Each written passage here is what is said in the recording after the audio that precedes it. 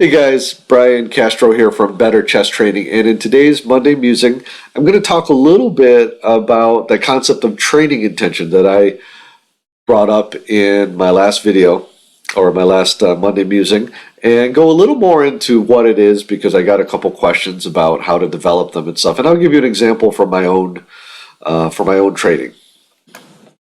Hey guys, I've got a couple messages after my last video on the concept of training intention, so I thought I would talk about that a little today, basically how to develop a training intention, what is a training intention, and the best way, it's not maybe the scientific term that I know sports psychologists might use, but the way I look at it, it is the how we do the what. Okay, hopefully I didn't confuse you, but the idea is that, use this image here, is that when we come up with something we're going to do, it is the focus on how we are going to do what we are going to do. Another way to put it is the process that we are going to do the how, okay? So for example, if we are going to analyze a game, either our game or a master game, how are we going to do that? Are we going to use a chess engine? Are we going to do it by ourselves? What are we trying to accomplish there? And what it really comes down to, or at least what I think is the important part, why this is so important, is because you're developing habits. Okay? As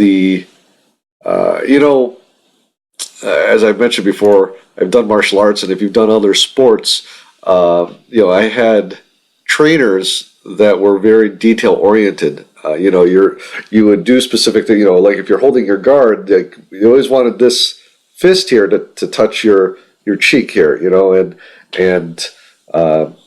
And we had to, sometimes we just had to stand here, and even we had to keep this elbow tight. So sometimes we'd hold let me just do this here, and I know we'd hold a book under our elbow to make sure we kept that tight, so that when we were sparring or fighting, we weren't like, our arms weren't all over the place. They were nice and tight, and so when we're throwing our punches, and what that was is that training intention, the how, meant that those habits, it's not like I had to think about that when I was sparring or in the ring.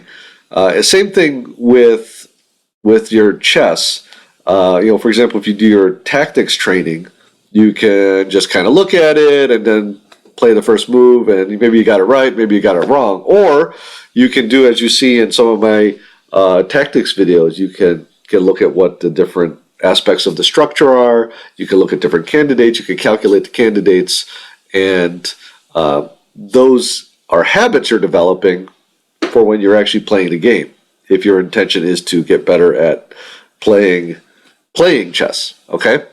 So training intention is the how, and the what is what you're doing. If you're studying end games, you're studying middle games, you're studying openings, how you do it, the process of how you do it is developing the habits that you're carrying over.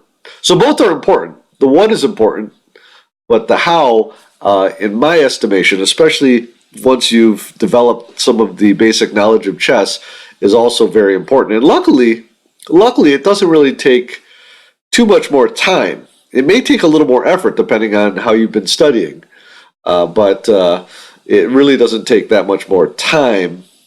In fact, I think it will make the time you spend more effective. Okay, well, let's take a look at an example of how we develop these training intentions.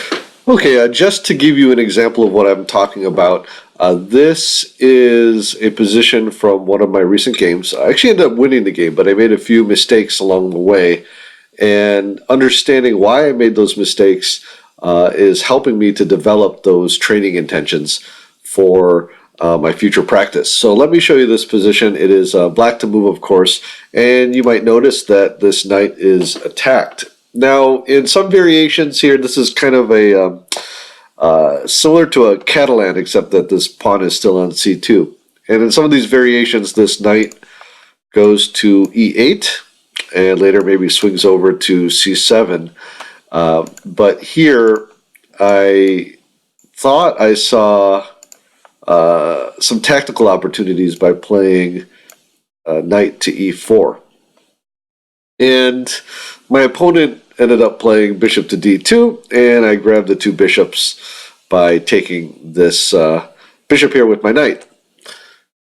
But what I didn't calculate enough, or what I didn't see, and I found this in post-analysis, is that after knight takes E4, and I thought this was impossible because of bishop takes E1,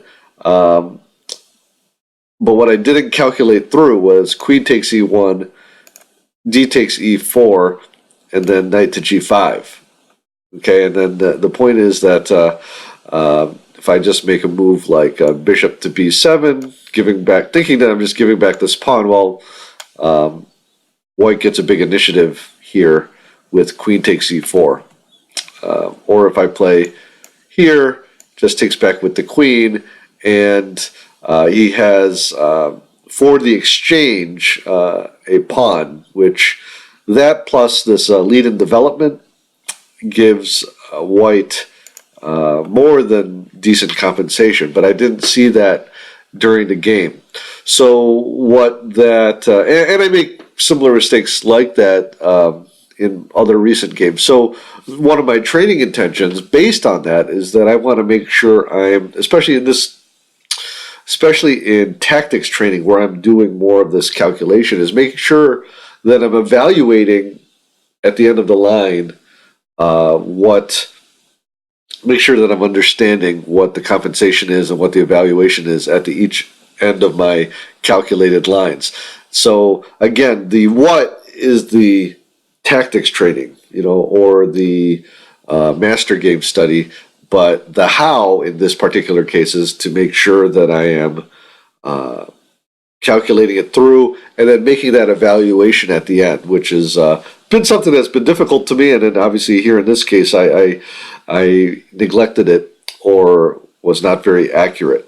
So the training intention you can think of as the how, whereas what you're doing, end game study or opening training is the what. So the what's pretty easy because you're already doing it, but the how are the habits that you are developing that will carry over to your games. So as we saw from that example, it does take some, being able to be self-aware, self-observation. Also takes some humility. It is difficult to, to admit our mistakes or to admit. Sometimes we think it's just a matter of knowing, studying our openings more or studying tactics more. But sometimes it's a habit we develop with our thought process. With that in mind, I did make a video on the thought process, 4-step thought process, as well as some common errors. So I'll link that over there. But let me know in the comments what training intentions you're going to try working with if you haven't already done so. Sometimes, and it's a very specific, very individual thing. So what I put down, as you saw from this example, could be very different and maybe should be very different from what you're going to have. Sometimes it could be as simple as, not putting the TV on while you're doing your tactics training, something I've been known to do. Or it could be something more complicated depending on your level and your needs. So hopefully you found this helpful, and check out that video, and I'll talk to you soon.